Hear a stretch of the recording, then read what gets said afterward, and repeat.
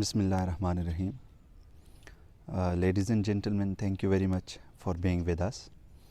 हमेशा की तरह आज फिर हम आपसे कुछ चीज़ें इम्पोर्टेंट डिस्कस करना चाहेंगे। बहुत सारे लोग कांटेक्ट करते हैं, दे डू आस्क के सर हम बहुत सारी चीज़ें सेलेक्ट करते हैं अपनी लाइफ में और फिर हम उन चीज़ों को अचीव नहीं कर पाते, तो इस पे हमें कुछ गाइड करें या इस पे हमें कुछ जो है वो रहनुमाई फरमाएं। तो सबसे पहली चीज़ तो ये है कि बहुत सारी चीज़ें हैं जो आपको चीज़ों को अचीव करने में रोकती हैं। आज हम उनमें से एक इम्पॉर्टेंट चीज़ कि जिसके थ्रू आप अपनी लाइफ में बहुत सारी चीज़ों को अचीव कर सकते हैं, आज हम उस पर डिस्कस करेंगे। And the topic of today's discussion is goal setting. सबसे पहली चीज़ कि हमें अंडरस्टैंड करना है कि गोल सेटिंग है क्या चीज़। तो डिफरेंट डेफिनेशंस हैं या डिफरेंट लोगों के गोल सेटिंग के ऊपर डिफरेंट व्यूज़ हैं। जैसे फॉर एग्ज़ाम्पल कुछ लोगों का कहना है कि गोल सेटिंग जो है ये एक सिस्टमैटिक प्रोसेस होता है कि जिसके थ्रू हम क्या करते हैं कि हम अपने फ्यूचर को प्लान करते हैं और अपने फ्यूचर के बारे में बहुत सारी चीज़ों को जिन्हें हम अचीव करना चाहते हैं उन्हें हम अचीव करने की स्ट्रगल करते हैं उनमें, पहली चीज़। अच्छा, कुछ लोगों का ये पॉइंट ऑफ व्यू है कि जो गोल सेटिंग है ये एक लाइफ लॉन्ग प्रोसेस है, यानी ये इंसानों के साथ ज़िंदगी सारी चलने वाला एक प्रोसेस है कि जिसके थ्रू इंसान क्या करता है कि बहुत सारी अपनी डिज़ायर्स को फुलफ़िल करने की कोशिश करता है। अच्छा, कुछ लोगों का इससे शायद डिफरेंट पर्सपेक्टिव है। वो ये कहते हैं कि यार गोल सेटिंग एक्चुअली एक ऐसे प्रोसेस का नाम है कि जिसके थ्रू आप क्या करते हैं कि अपने ड्रीम्स को रियलिटी के अंदर कन्वर्ट कर लेते हैं। अच्छा, इसी से जब आप डिफरेंट यानी बुक्स पढ़ेंगे तो आपको समझ आएगी कि यार कुछ लोगों का ये कहना है कि goal setting actually it is the aim and objective of your actions, यानी आप लाइफ में जो भी एक्शन कर रहे होते हैं ना, जो कुछ भी आप कर रहे होते हैं उसके पीछे कुछ ना कुछ ऑब्जेक्टिव्स होते हैं, उसके पीछे कुछ ना कुछ एम्स होते हैं, उसके पीछे कुछ ना कुछ पर्पसेस होते हैं। तो कुछ लोगों का कहना है कि ये जो ऑब्जेक्टिव्स हैं, ये जो पर्पसेस हैं, ये जो एम्स होते हैं आपकी किसी भी एक्शन के पीछे, इनको एक्चुअली गोल सेटिंग कहा जाता है। खैर डेफिनेशंस कुछ भी हों, हमें चीज़ों को अंडरस्टैंड करना है और हमें एक चीज़ सीखनी है कि हम अपनी लाइफ में हर वो चीज़ जिसे हम हासिल करना चाहते हैं हम कैसे उस चीज़ को हासिल कर सकते हैं, हम उसके ऊपर एफ़र्ट्स करके उसे हम किस तरीके से बेहतर तरीके से मैनेज कर सकते हैं। तो सिंपल वर्ड्स में गोल सेटिंग के अगर हम अंडरस्टैंड करना चाहें तो ये है कि ये एक प्रोसेस का नाम है through which we actually select our target and then we struggle for it and try to achieve it. अपनी मकसद का तयन करना और फिर उसको हासिल करने के लिए एफ़र्ट्स पुट करना, काविशें करना, कोशिशें करना एक्चुअली गोल सेटिंग कहलाता है। अच्छा, जब हम इससे आगे बढ़ते हैं तो अक्सर हमारे जहन में आता है कि यार हम गोल सेटिंग तो कर सकते हैं, तो क्या गोल सेटिंग के कुछ बेनिफिट्स भी हैं या फिर गोल सेटिंग की सिग्निफिकेंस क्या है या फिर गोल सेटिंग की इम्पॉर्टेंस क्या है। तो डिफरेंट पॉइंट्स है जो मैं आपसे शेयर करूंगा। जैसे सबसे पहली चीज़ कि गोल सेटिंग का सबसे बड़ा बेनिफिट आप कह लें या सबसे बड़ी इम्पॉर्टेंस जो है वो ये है कि गोल सेटिंग हमें हमेशा मोटिवेटेड रखती है। It increases the motivation. आप अगर यानी देखें मोटिवेशन है क्या चीज़, motivation is an energy that actually insert some desires are in our self to do something, यानी हमारे अंदर किसी काम करने की कुछ ख्वाहिश को पैदा करना एक्चुअली या पैदा होने का नाम मोटिवेशन है। अच्छा, होता क्या है कि एक वो इंसान जो गोल सेट करता है अपने अंदर, वो उसके अंदर ऑटोमेटिकली मोटिवेशन पैदा होना शुरू हो जाती है और जब आप उस गोल को अचीव कर लेते हैं तो उसके रिज़ल्ट में क्या होता है कि आपकी मोटिवेशन ऑटोमेटिकली हाई हो जाती है, इंक्रीज़ कर लेती है आपकी मोटिवेशन। तो सबसे पहला बेनिफिट जो आपको मिल सकता है जब आप गोल सेट करते हैं अपने लिए, तो वो ये है कि ये आपके अंदर मोटिवेशन को इंक्रीज़ करती है। इसी तरह से अगर आप इसकी पर्सनल ऑब्जर्वेशंस करना चाहें तो एक वो इंसान जो अपने लिए कुछ टारगेट्स सेलेक्ट करता है आप अगर देखें तो वो इंसान अपनी लाइफ में ज़्यादा मोटिवेटेड रहता है as compare to a person कि जो अपनी लाइफ में गोल सेलेक्ट नहीं करता या अपने लिए टारगेट सेलेक्ट नहीं करता, वो इंसान अपनी लाइफ में कम मोटिवेटेड रहता है। अच्छा, इससे जब हम आगे बढ़ते हैं तो हमें समझ आती है कि यार गोल सेटिंग के इसके अलावा बहुत सारे और बेनिफिट्स भी हैं, जिसमें दूसरा गोल सेटिंग का इम्पोर्टेंट जो बेनिफिट होता है वो ये होता है कि ये हमें सिखाती है effective utilization of the resources. इंसानों की ज़िंदगी में वैसे तो बहुत ज़्यादा रिसोर्सेज हैं, लेकिन जो सबसे important resources, being a psychologist मैं समझता हूँ कि एक इंसान की ज़िंदगी में जो बहुत ज़्यादा इम्पॉर्टेंट रिसोर्सेज हैं वो 3 हैं। जैसे सबसे पहला इम्पॉर्टेंट रिसोर्स जो इंसान के पास होता है that is known as time. और बिल गेट्स बड़ी खूबसूरत बात कहते हैं, वो कहते हैं कि दुनिया में टाइम इज़ दी मनी। और बहुत ही ज़बरदस्त इसके ऊपर कोटेशंस हैं कि time is a precious gift which you are giving to other. अगर आप दूसरे इंसान को सबसे खूबसूरत तोहफ़ा देना चाहते हैं तो याद रखिएगा वो खूबसूरत तोहफ़े का नाम वक्त होता है। हमारी उन लोगों के साथ अंडरस्टैंडिंग, मोहब्बत, हमारी शफ़क़त, हमारी हमदर्दी उन लोगों के साथ ज़्यादा होती है जिन लोगों के साथ हम वक्त गुजार लेते हैं। तो सबसे पहला रिसोर्स जो इंसानों के पास होता है वो होता है टाइम। अच्छा, दूसरा इम्पॉर्टेंट रिसोर्स है जिसे मटेरियलिस्टिक दौर में या मार्क्सिज्म में बहुत ज़्यादा इम्पॉर्टेंट देखा जाता है या जाना जाता है, वो ये है कि यार मनी, पैसा, ये इम्पॉर्टेंट रिसोर्स है इंसानों की ज़िंदगी का। अब होता क्या है कि इसके थ्रू इंसान बहुत सारी चीज़ों को अचीव करता है।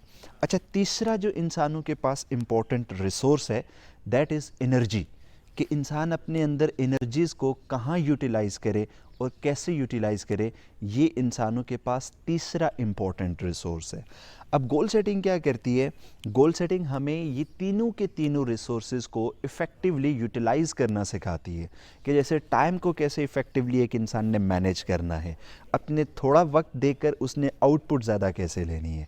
इसी तरह से जब हम मनी की बात करते हैं तो अक्सर हम मिलियन ऑफ रुपीज़ इन्वेस्टमेंट कर लेते हैं किसी भी बिज़नेस के अंदर, but when it comes to it outcomes तो हमें समझ आती है कि यार हमने वो रिजल्ट्स नहीं अचीव किए हैं जो हमें अचीव करने चाहिए थे।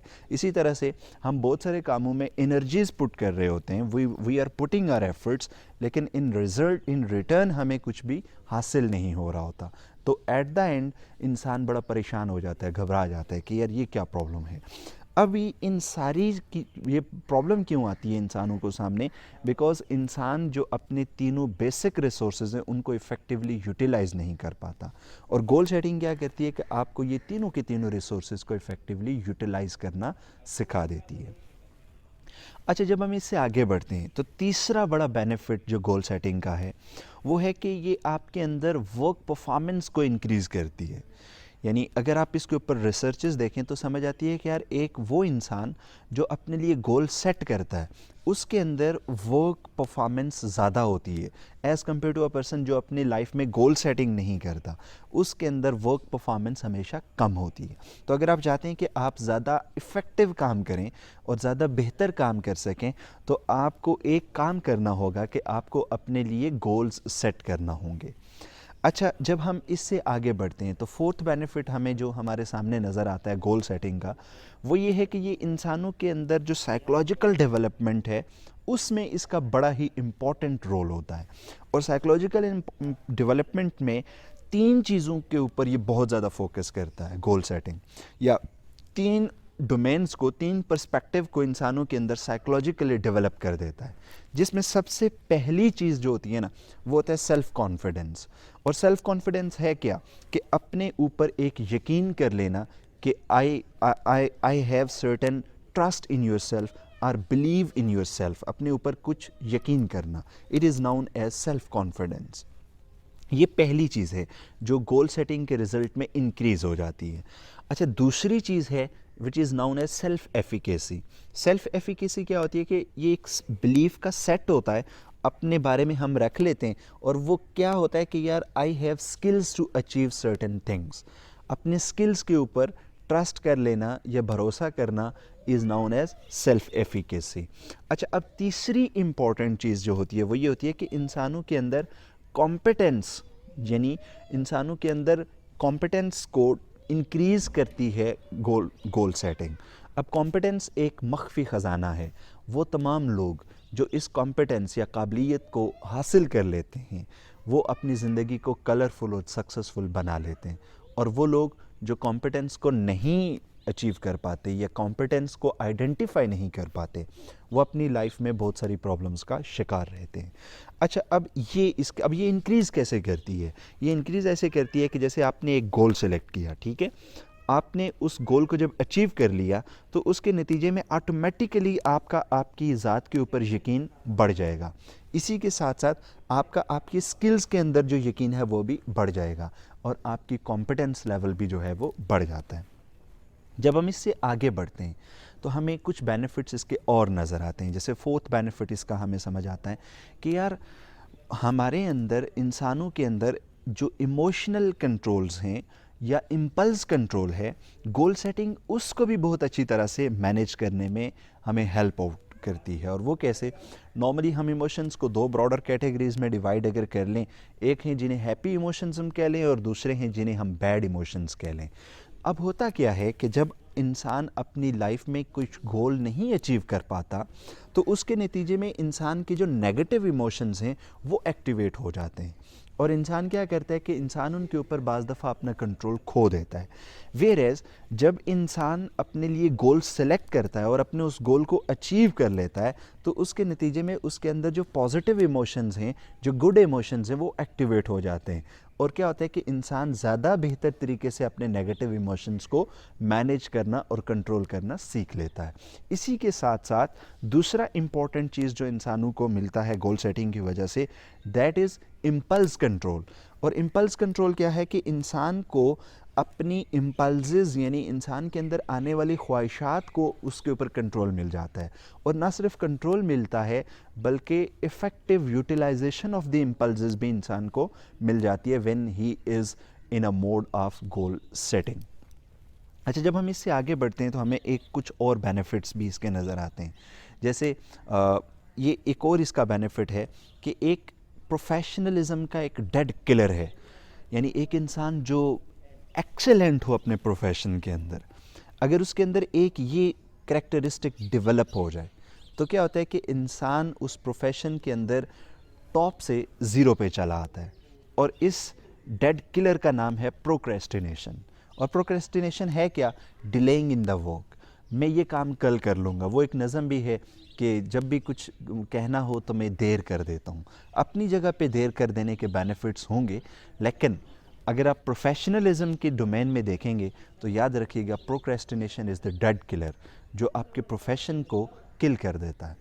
अब होता क्या है कि जब आप अपने लिए गोल सेट कर लेते हैं तो actually you do not give time कि आप ये सोचें कि यार मैं कल ये काम करूँगा। फिर आप सोचते हैं कि नहीं, today is the day and now is the time, मैंने ये काम आज ही करना है और अभी करना है। और इससे क्या होता है कि आप अपनी लाइफ में गोल सेलेक्ट करके उसको अचीव कर लेते हैं। अच्छा, इसके बाद जो गोल सेटिंग का बेनिफिट है वो ये है कि ये क्या करती है कि हमें लाइफ में सक्सेसफुल बनाती है। सक्सेसफुल कैसे बनाती है कि आप अगर देखें कि हर इंसान आज के दौर में मटीरियलिस्टिक चीज़ों के पीछे घुसा हुआ है।